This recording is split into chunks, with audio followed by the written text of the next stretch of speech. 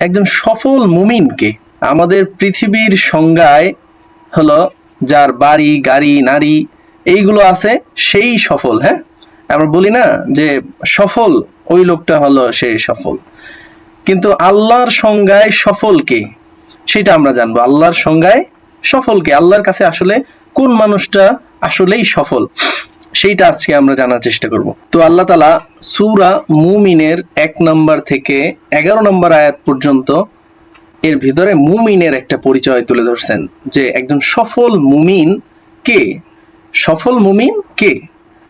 আচ্ছা, আমরা ভিতরে গেলে পরিচয় পড়বো যে মুমিন কে, সফল কে। হ্যাঁ, সরাসরি কোরআন থেকে আমরা জানার চেষ্টা করি। দেখেন আল্লাহ তাআলা বলতেছেন, আউযু বিল্লাহি মিনাশ শাইতানির রাজীম, বিসমিল্লাহির রহমানির রহিম, কদ আফলাহাল মুমিনুন।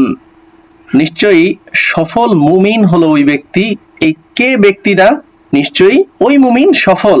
কোন মুমিন, তার বৈশিষ্ট্য এর পরে পরে আয়াতগুলোতে আল্লাহ তাআলা বলবেন। আল্লাহ তাআলা অন্য আয়াতে এই সফল কারা, এখানে তো বলছেন মুমিন সফল হলো সে, তার গুণাবলী এখানে বলবে। কিন্তু আমাদের সঙ্গে আমরা জানি পৃথিবীতে যার ধন সম্পদ আছে সেই হলো সফল। কিন্তু আল্লাহ অন্য জায়গায় কোরআনে অন্য জায়গায় বলছেন, ওমান যুহজিহা আনিন নার ওয়া উদখিলাল জান্নাতা ফাকাদ ফাজ। যেই লোকটা জাহান্নাম থেকে বেঁচে গেল এবং জান্নাতে প্রবেশ করলো সেই মূলত প্রকৃত সফল ব্যক্তি। এটা আল্লাহর ভাষায়। আমাদের ভাষায় কি? আমাদের ভাষায় হইল যার কাছে টাকা পয়সা আছে সেই সফল। তাহলে এই সূরায় আল্লাহ তাআলা বললেন, কদ আফলাহাল মুমিনুন, সফল মুমিন সে কে, আল্লাযীনা হুম ফি সলাতিহিম খাশিউন, যারা তাদের সালাতে বিনয়ী, সালাতের ভিতরে খুশু খুজু থাকে, যার নামাজের ভিতরে খুশু খুজু থাকে। খুশু খুজু মানে হাদিসের মধ্যে আসছে এমন ভাবে নামাজ পড়ো কাআন্নাহু ইয়ারা, কেমন যেন আল্লাহ তোমাকে দেখছে এবং তুমিও তাকে দেখছো। হ্যাঁ, নামাজ এমন ভাবে পড়তে হবে যে আল্লাহ আমাকে দেখছে এবং আমি তাকে দেখছি। একটু কল্পনা করতে পারেন যে আপনি যখন নামাজে দাঁড়াইছেন, সরাসরি আল্লাহ দেখলে কি হইতো। আমরা কিন্তু এক জায়গায় দাওয়াত খেতে গেলে বা কোনো বাড়িতে বেড়াতে গেলে তখন মানুষ আমাদেরকে দেখবে এই ভয়ে আমরা সুন্দর কাপড় পরি না, সুন্দর ভালো ভালো কাপড় পরি যে মানুষ কি বলবে কি বলবে। হ্যাঁ, তো আল্লাহ তাআলা হইলেন সবচেয়ে বড়, সবচেয়ে ব্যক্তিত্ববান এবং সবচেয়ে পাওয়ারফুল ব্যক্তি।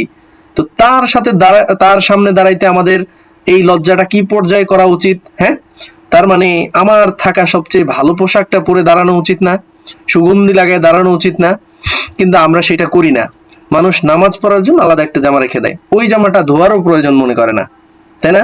সেজন্য নামাজে খুশু খুজু আনার জন্য সুন্দর পোশাক পরতে হবে, এরপরে ভালো একটা নিরিবিলি জায়গা নির্ধারণ করতে হবে, এরপরে আল্লাহর ভয় মনে নিয়ে আল্লাহ আমাকে দেখতেছে এই কথা মনে করে করে নামাজ পড়া, তাহলেই এইটা হবে খুশু খুজুওয়ালা নামাজ।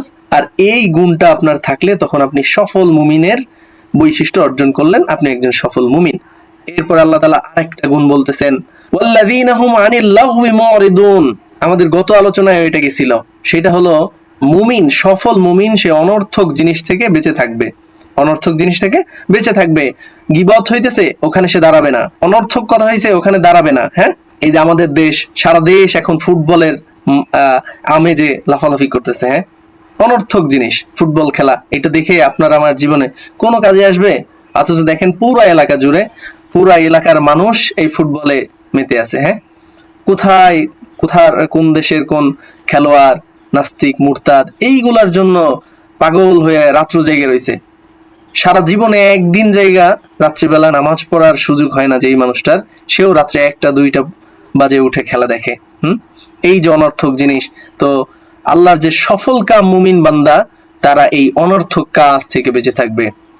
ওয়াল্লাযীনা হুম আনিল লাগওয়ি মুরিদুন, সফল মুমিনেরা অনর্থক কাজ থেকে বেঁচে থাকবে। এরপরে আল্লাহ তাআলা আরেকটা গুণ বলতেছেন, ওয়াল্লাযীনা হুম লিয-যাকাতি ফাইলুন।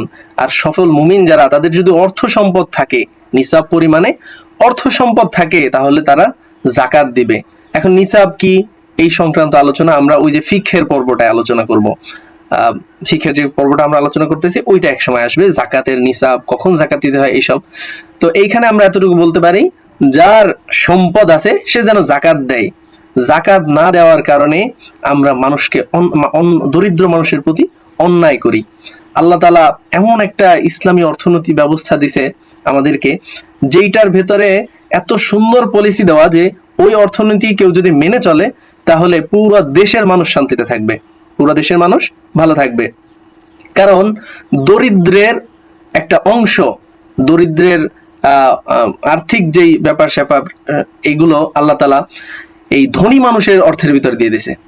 এই যে ধনী মানুষ, তাদের সম্পদ যে সময় একটা পর্যায়ে পৌঁছাইবে, তাদের 40 ভাগের 1 ভাগ গরিবদেরকে দিয়ে দিতে হয়, এটা তাদের হক। এখন আমরা কি করতেছি, এটা না দিয়ে খেয়ে ফেলতেছি, তাহলে আমি গরিবের হক ঠকাচ্ছি। হ্যাঁ, তো সেই জন্য যাদের সামর্থ্য আছে অবশ্যই অবশ্যই জাকাত দিতে হবে। এইটা করলে আমরা সফল হব। আমরা এই যে লাস্টে আয়াতের লাস্টের দিকে আল্লাহ তাআলা বলতেছেন উলাইকা হুমুল ওয়ারিসুন, এই গুণগুলো যাদের থাকবে তারাই হলো জান্নাতের অধিকারী। আচ্ছা, অতদূর যাব আমরা, তো এই গুণগুলো আস্তে আস্তে পড়তেছি।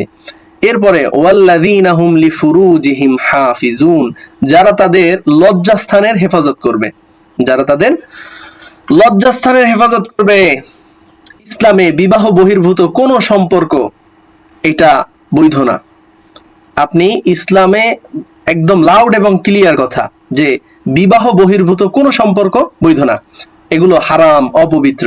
বিবাহের আগে আমাদের সমাজে যেসব সম্পর্ক চলে আসছে, এটাকে মিডিয়া হালাল বলে প্রচার করার চেষ্টা করে। এটা একদম স্পষ্ট কথা, আল্লাহ তাআলা বলছেন যে এটা হারাম, অপবিত্র। পবিত্র বলে কথাই নাই, এটা তো জেনা। সেই জেনাটাকে আমাদের মিডিয়া এটা আমাদের সামনে প্রচার করে হলো কি এটা পবিত্র ভালোবাসা। হ্যাঁ, ইসলাম বলে যে বিবাহ বহির্ভূত যেই সম্পর্কটা, যত ধরনের সম্পর্ক এগুলো হারাম, কথাও বলা যাবে না, দেখাও যাবে না, কোনো কিছু না। এমনকি বিবাহের আগে আমরা যে বিবাহ ঠিক হইলে পাত্র পাত্রী কথা বলে একে আরেকজনের সাথে যে বিবাহ তো ঠিক হয়ে গেছে, এদের বিবাহ হবেই, তখনও কথা বলা জায়েজ নাই, কথা বলা যাবে না। আল্লাহ আমাদেরকে হেফাজত করুক। সফল মুমিনের আরেকটা গুণ আল্লাহ তাআলা বলতেছেন ওয়াল্লাযীনা হুম লিআমানাতিহিম ওয়া আহদিহিম রাউন, যারা তাদের আমানত এবং অঙ্গীকারের ব্যাপারে সচেতন হবে, যত্নশীল হবে। এইটা আমাদের সমাজে একদম ঢালাও ভাবে অবক্ষয়। মানুষ আমানতের প্রতি কোনো লক্ষ্যই রাখে না, অহরহ মানুষ আমানতের খেয়ানত করে, ওয়াদা দিয়ে, ওয়াদা তো এটা কোনো ব্যাপারই না। এই আজকে কথা বলে কালকে এটার কোনো দাম নাই, মানুষের কথার আজকে কেমন যেন মূল্যই নাই। আমাদের রাজনৈতিক নেতারা এক জায়গায় গিয়ে এটা বলে আমি এটা করে দিব, তোমাকে এলাকায় সর্বপ্রথম আমি এই কাজটা করব, অন্য এলাকায় যে একই কথা বলে। হ্যাঁ, আমরাও করি সেম কাজ, এই যে আমি করে দিব, এটা করে দিব, ওটা করে দিব, কিন্তু আমরা করি না। আমাদের কথার কোনো কি ভ্যালু নাই, মূল্যায়ন করি না আমরা। তো যদি সফল মুমিন আপনি হতে চান, জান্নাতি মুমিন আপনি হতে চান, তাহলে আপনাকে আপনার কথার ভ্যালু দিতে হবে, কথা রক্ষা করতে হবে। কাউকে একটা কথা বললে সেই কথাটা রক্ষা করতে হবে। আপনি একজনকে বলছেন আমি কালকে তোমার সাথে এই জায়গায় দেখা করব, পরের দিন দেখা করতে হবে, আর না হলে সময় আসার আগে তাকে জানাই দিতে হবে যে না ভাই আমি পারতেছি না। হ্যাঁ, কথা রাখতে হবে। অনেকে অনলাইন বুকিং করে, গাড়িতে টিকিট কাটে, তো সময়ের যে সময় গাড়ির সময় হয় তখন আর দেখা নাই, যায় না, এটা ওয়াদার খেলাফ, এটা করা যাবে না। এরপর আমানত, একজন আপনার কাছে একটা জিনিস রাখছে আমানত হিসেবে, আপনি সেটার খেয়ানত করতে পারবেন না, ওটা ব্যবহার করবেন না। হ্যাঁ, আমানত ব্যবহার করা যায় না। আপনার কাছে রাখছে, আপনি ওটা ধরেও দেখবেন না, যেভাবে রাখছে, টাকা রাখছে আপনি থুয়ে দেন ওইখানেই, ওই টাকা আপনি ব্যবহার করতে পারবেন না। একজন যদি আপনাকে কোনো টাকা দেয়, সে টাকা কি করতে পারবেন না, আপনি নিজের কাজে ব্যবহার করতে পারবেন না, এইটা রেখে দিতে হবে।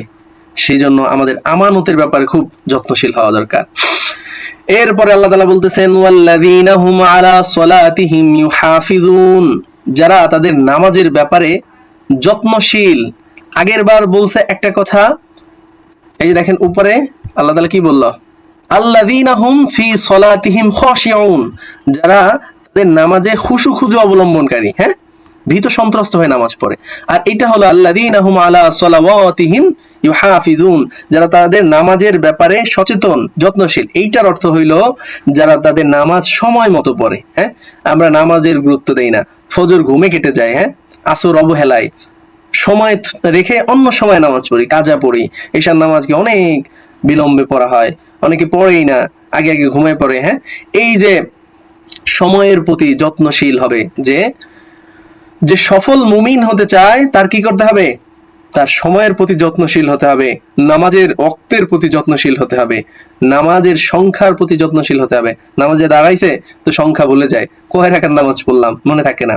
তো আপনি একজন সফল মুমিন হিসেবে আপনাকে নামাজের প্রতি যত্নশীল হতে হবে, বিশেষ করে নামাজের ওয়াক্ত সম্পর্কে। হ্যাঁ, সময় মতো নামাজ আদায় করতে হবে। এরপরে আল্লাহ তাআলা বলতেছেন এই যে গুণ, এখানে আমরা 11টা গুণ পড়ে ফেলছি। এই 11টা গুণ যেই মুমিনের থাকবে আল্লাহ তাআলা নিজে সাক্ষী দিতেছেন, উলাইকা হুমুল ওয়ারিসুন। উলাইকা হুমুল ওয়ারিসুন, এরাই হলো অধিকারী। কিসের অধিকারী? এরাই হলো উত্তরাধিকারী। আপনারা জমি জমার দেখছেন না, উত্তরাধিকারী বাপের সম্পত্তির উত্তরাধিকারী হয়। তো এরাই হলো উত্তরাধিকারী কিসের? আল্লাযীনা ইয়ারিসুনাল ফিরদাউস, যারা ফিরদাউসের অধিকারী হবে। হ্যাঁ, যারা জান্নাতুল ফিরদাউসের অধিকারী হবে। এই গুণগুলো যদি আমরা অর্জন করতে পারি তাহলে আল্লাহ তাআলা নিজে বলতেছেন যে তোমরা কি হবা? জান্নাতুল ফিরদাউসের অধিকারী হবা। তাহলে জান্নাতুল ফিরদাউসের আমরা অধিকারী হতে পারবো। এই 11টা গুণের কথা এইখানে এই সূরাতে বলা হলো। এরকম আরো কয়েকটা গুণ কোরআনের অন্যান্য জায়গায় আল্লাহ তাআলা বলেন। দেখেন আমরা সেগুলো জানার চেষ্টা করি যে সফল মুমিন হইতে হইলে আরো কি কি গুণ আমাদের অর্জন করা উচিত।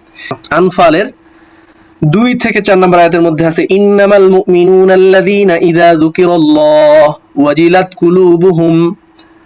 যখন খাঁটি মুমিন যারা হয় তাদের কাছে যখন আল্লাহর কোরআন পড়ে শোনানো হয়, খাঁটি মুমিনদের কাছে যখন আল্লাহর কোরআন পড়ে শোনানো হয় তাদের অন্তরটা বিগলিত হয়, নরম হয়ে যায়। এইটা একটা আল্লাহ তাআলা হলো মুমিনের মাপকাঠি দিলেন যে তোমরা সফল মুমিন কিভাবে চিনবা, নিজেকে নিজে চিনতে পারবা আমি আসলে সফল কামিয়াব মুমিন কিনা। কোন সময়? যখন আল্লাহর আয়াত তোমার কাছে পড়ে শোনানো হবে, হ্যাঁ, আল্লাহর কথাগুলো বলা হবে, দেখবা তোমার মনটা নরম হয় কিনা, আল্লাহর ভয়ে কাঁদে কিনা। যদি কাঁদে তাহলেই বুঝবা তুমি মুমিন। হাদিসে আল্লাহ রাসূল সাল্লাল্লাহু আলাইহি ওয়াসাল্লাম বলেছেন ইদা সাররাতকা হাসানাতুকা ওয়া ইদা সাআতকা সাইয়্যাতুকা ফাআনতা মুমিন। যখন তোমার ভালো কাজ তোমাকে আনন্দ দেবে আর যখন তোমার খারাপ কাজ তোমাকে দুঃখিত করবে তখন বুঝবা তুমি একজন মুমিন হতে পারছো। হ্যাঁ, তাহলে এই দুইটা জিনিস আমাদের মুমিন এর মাপকাঠি। আমরা নিজেদের পরীক্ষা করে দেখতে পারবো যে আমি মুমিন কিনা। কিভাবে বুঝবো?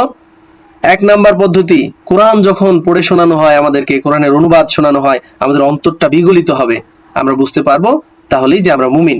আবার যখন আমার ভালো কাজগুলো আমাকে আনন্দ দেবে, হ্যাঁ আমি একটা ভালো কাজ করতে পারছি, আজকে তাহাজ্জুদ পড়তে পারছি, আজকে 100 বার জিকির করতে পারছি। এবং যখন আমার খারাপ কাজ আমাকে কষ্ট দেবে, একটা মিথ্যা কথা বলে ফেলছি তাহলে আমার কষ্ট লাগবে, একজনকে ওয়াদা দিছিলাম রক্ষা করতে পারি নাই, আমার ভেতরে যদি কষ্ট লাগে তাহলে বুঝতে পারবেন যে আসলেই আমি এখন মুমিন হইতে পারছি। এরপর আরেকটা গুণ আল্লাযীনা ইউকিমুনাস সালাতা ওয়া মিম্মা রাযাকনাহুম ইউনফিকুন। যারা নামাজ কায়েম করে, কোরআনের বহু জায়গায় নামাজ কায়েম করার কথা আছে।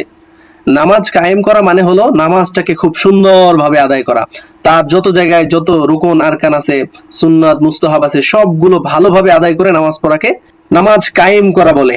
অনেকে ভুল ব্যাখ্যা দেয়, নামাজ কায়েম করা মানে হলো এলাকায় গিয়ে সবাইকে বলা আমি নামাজ না পড়ে এলাকার মানুষকে বললাম তুমি নামাজ পড়ো, এটা না। কোরআনের সঠিক ব্যাখ্যা যারা করেন ওনারা জানেন যে নামাজ কায়েম করার অর্থ হলো নামাজের একদম পূর্ণাঙ্গভাবে আদায় করাকে নামাজ কায়েম করা বলে। ওয়া মিম্মা রাযাকনাহুম ইউনফিকুন, তারা তো ভালোভাবে নামাজ আদায় করবেই, সাথে সাথে তাদেরকে আল্লাহ তাআলা যেই সম্পদ দিছে সেইখান থেকে দান সদকা করবে। উলাইকা হুমুল মুমিনুনা হাক্কা, এই কাজ যারা করবে তারাই হলো আসল মুমিন। এই একই কথা, তাহলে এখানে উলাইকা হুমুল মুমিনুনা হাক্কা এই কথা দিয়া আল্লাহ তাআলা বুঝাইলেন যে ওই যে সফল মুমিনের কথা বলছিলাম, খাঁটি মুমিনের কথা বলছিলাম, তাদের মধ্যে এই গুণ দুইটাও থাকা উচিত। তো ওখানে আমাদের নামাজের কথা আসছিল, এখানে দান সদকার কথা আসলো। তো আপনাদের দরজায় যদি কোনো মানুষ কখনো এসে দাঁড়ায়, হাতে দাও, ফিরাই দিবেন না, সাধ্য অনুযায়ী দান করবেন। এই প্রশ্ন করবেন না এই তোমার হাত পা আছে তুমি কাজ করে খেতে পারো না। হ্যাঁ, আমাদের অনেক সময় কষ্ট লাগে যে একজন ভালো মানুষ এসে হাত পাতলে তাদেরকে দিতে কষ্ট লাগে, কিন্তু এই কাজটা করবেন না, তাদেরকে ধমক দিবেন না। আসছে হাত পাচ্ছে দিয়ে দেন, সামর্থ্য থাকলে দিয়ে দেন, আর না হলে যদি দিতে মনে না চায় বা সামর্থ্য না থাকে তখন বলবেন ঠিক আছে আমি দিতে পারলাম না, আপনি চলে যান। বা একটা নরম বাক্য বলে, আপনি একটা ভালো বাক্য বলে তাকে ছেড়ে দেন, তার সাথে খারাপ ব্যবহার করবেন না। কারণ আপনি বুঝতে চেষ্টা করেন একজন মানুষ আরেকজনের মানুষের দরজায় গিয়ে হাত পাতে, এটা কত নিচে নামলে এই হাতটা সে পাততে পারে। আপনি পারবেন আরেকজনের দরজায় গিয়ে হাত পাততে? পারবেন না। তো এই লোকটা পাচ্ছে, ওই সময় যদি আপনি আবার তাকে ধমক দেন, এটা করা যাবে না। আমরা ছোট ছোট সূরাগুলো যখন তাফসীর জানবো 30 নম্বর পারার ওইখানে দেখবেন যে আল্লাহ তাআলা নিষেধ করছেন ভিখারীদেরকে ধমক দিতে। আচ্ছা, এই ছিল আমাদের আজকের তাফসীর প্রোগ্রামের এতটুকু কথাবার্তা। এবারে আমরা পবিত্রতা সম্পর্কে জানবো। তো এতটুকু যে আমরা পড়লাম, এর ভিতরে আপনাদের কারো কোনো প্রশ্ন আছে? বুঝতে পারেন নাই কিছু, বা এর ব্যাপারে কোনো প্রশ্ন?